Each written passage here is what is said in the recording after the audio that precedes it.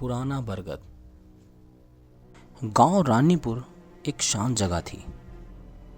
छोटी सी बस्ती, मिट्टी के घर और हर तरफ खेती बाड़ी। लेकिन इस गांव का एक कोना ऐसा था जहां लोग जाने से कतराते थे। पुराने मंदिर के पास एक बरगद का पेड़। ये पेड़ न सिर्फ अपनी जगह पर बहुत पुराना था, बल्कि उसके साथ जुड़े हुए राज भी इतने ही पुराने थे। लोग कहते थे कि रात के समय पेड़ के आसपास किसी की फुसफुसाहट सुनाई देती थी, जैसे कोई बुला रहा हो। कई बार देखा गया कि पेड़ की शाखें बिना हवा के भी हिलती हैं, जैसे कोई अनछुआ हाथ उन्हें छूने की कोशिश कर रहा हो। लेकिन सबसे ज़्यादा डर लोगों को तब लगा जब एक एक करके कुछ लोग गायब होने लगे।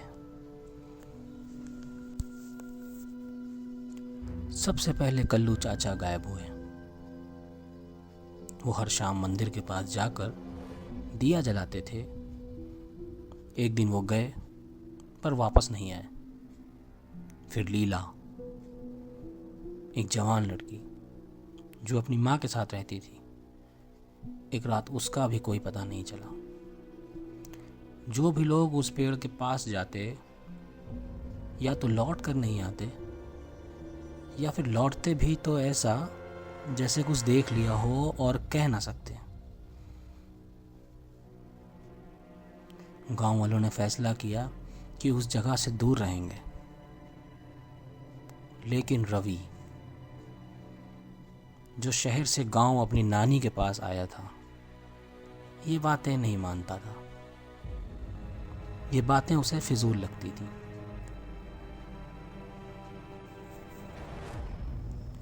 एक रात रवि ने फैसला किया कि वो देखेगा कि पेड़ के पास आखिर हो क्या रहा है। हाथ में लालटेन लिए धीरे धीरे पेड़ के पास गया। हवा एकदम बंद थी, लेकिन पेड़ की शाखें हिल रही थी। अचानक एक ठंडी हवा का झोंका आया और उससे एक आवाज सुनाई दी, रवि। रवि ने इधर उधर देखा, लेकिन कोई नहीं था। फिर उसकी नजर पेड़ के नीचे मिट्टी के एक नष्ट होती हुई लकड़ी के दरवाजे पर पड़ी। दरवाजा आधा खुला था, जैसे कोई इसे बंद करना भूल गया हो या जाने के बाद लौट कर नहीं आ सका हो। रवि ने दरवाजा धक्का दिया। एक अंदर जाने का रास्ता था, जैसे कोई पुरानी सुरंग। अंदर से एक बसंती सी बू आ रही थी, जैसे पुरानी चीजों की होती है। उसने लालटेन अंदर डाली और जो देखा उससे वो देखा न गया। खून जम चुका था, आंखें लाल हो गईं। सुरंग के अंदर सूखी लाशों का ढेर था और उनके बीच एक आदमी। नहीं, ये आदमी जैसा एक साया, जिसके आगे रवि की रोशनी भी फीकी पड़ गई। उसका चेहरा धीरे धीरे दिखाई देने लगा। एक जली हुई त्वचा, सुनहरी आंखें और एक मक्कारी वाली मुस्कुराहट। तुम भी आ गए, उसने धीरे से कहा। रवि चीख नहीं सका।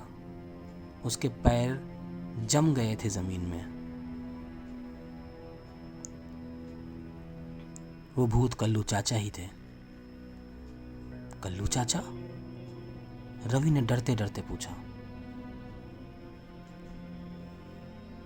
मैं अब सिर्फ यहाँ एक हिस्सा हूँ, जैसे ये पेड़ वैसे मैं।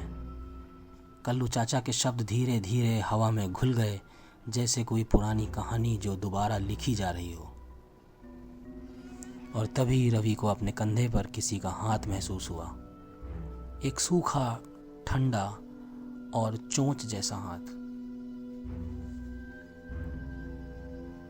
अगले दिन सुबह गांव वाले रवि को ढूंढने गए।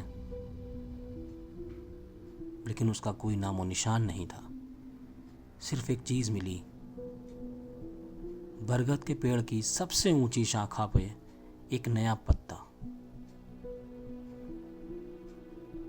जो मानो कल ही पैदा हुआ हो। और जब हवा चली तो पेड़ की शाखें एक बार फिर हिलने लगीं, जैसे किसी की हंसी उनमें दफन हो। तो क्या रवि भी उस पेड़ का हिस्सा बन गया? क्या बरगद का राज कभी खुलेगा?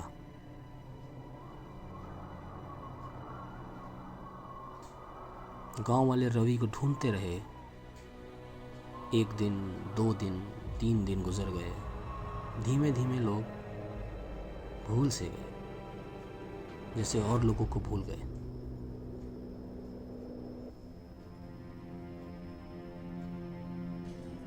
फिर एक बार गांव के एक मुखिया रघु काका ने फैसला किया कि अब वक्त आ गया है किसी तांत्रिक की मदद लेने का।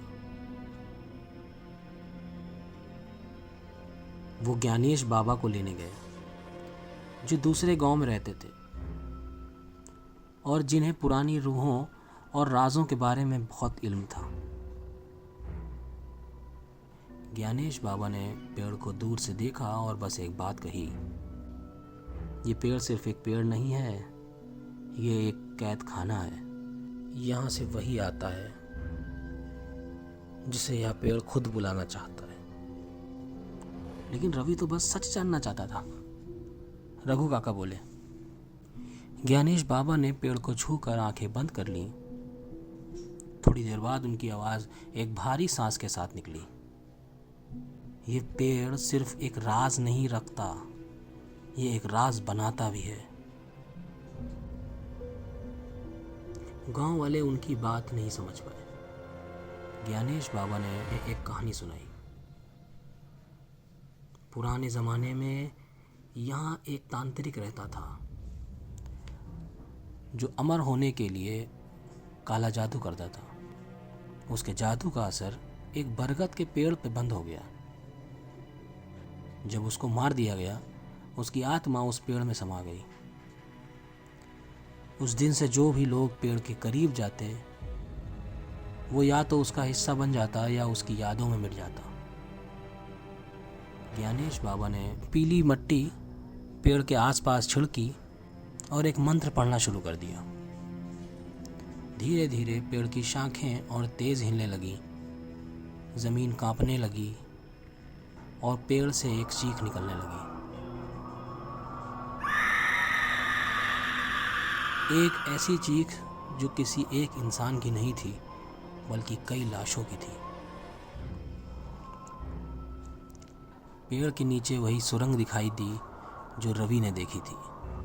ज्ञानेश बाबा ने मुखिया रघु काका और कुछ और लोगों के साथ अंदर जाने का फैसला किया। सुरंग के अंदर सूखी लाशों का ढेर अब भी था, लेकिन कोई एक जो दूर बैठा था। क्या वो रवि था?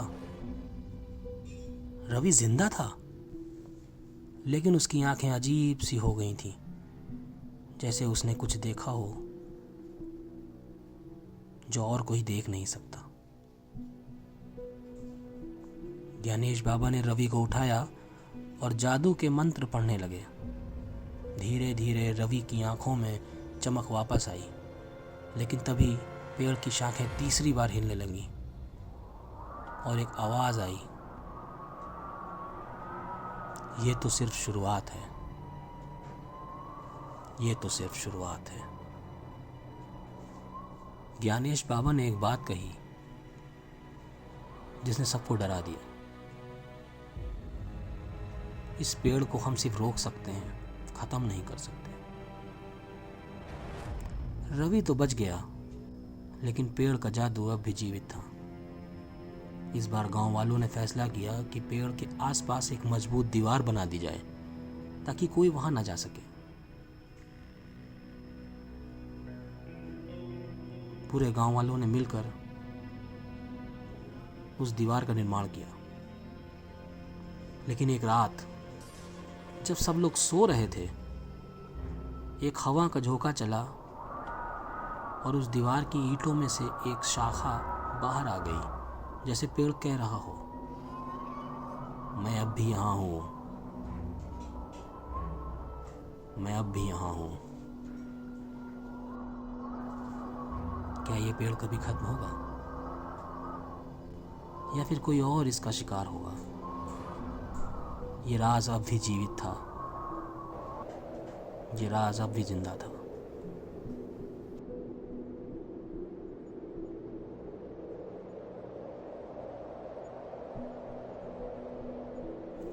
अगर मेरी कहानी आप सबको अच्छी लगे, आपके दिल को छू जाए या कुछ सिखाए, तो सब्सक्राइब करना ना भूलें।